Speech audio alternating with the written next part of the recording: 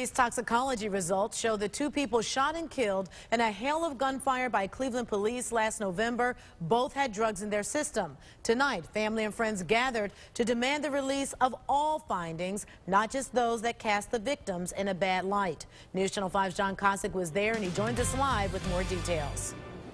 Yeah, Danita, tomorrow marks the 2-month anniversary of that police chase and shooting that ended with 137 shots fired, 2 people dead. Tonight, the family members gathered to say after 2 months, it's time for answers.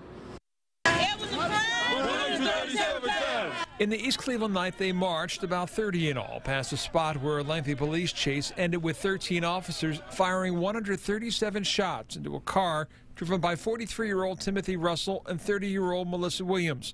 2 months after the shooting, Melissa's mother wants answers. And they ain't told me nothing. I'm their mother.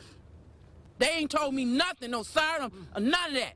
The information they did get came last week when the medical examiner released toxicology results that showed Williams had cocaine and marijuana in her system. Russell, who was driving the car, also had cocaine and a blood alcohol level of 0.13, more than 1.5 times the legal limit. I mean, they had drugs in their system, so what? That's nothing. Walter Jackson is Melissa's uncle.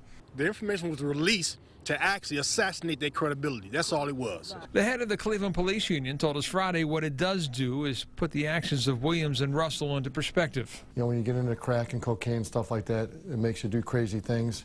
And unfortunately, on that night, we saw what they did. Since all the tests were likely done at the time of the autopsy, the family questions the releasing of only some of the results. Why are they bringing out test by test by test? I mean, what's the problem? Just bring out everything. Just expose everything. Bring it all out in the open.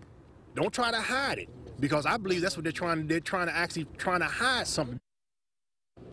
And specifically, they'd like to know the results of the gunshot residue test to determine whether Russell or Williams fired a gun that night. Now, the police handling of this, it's being handled, the investigation, by East Cleveland with help from the Cuyahoga County Sheriff's Department and the Ohio BCI.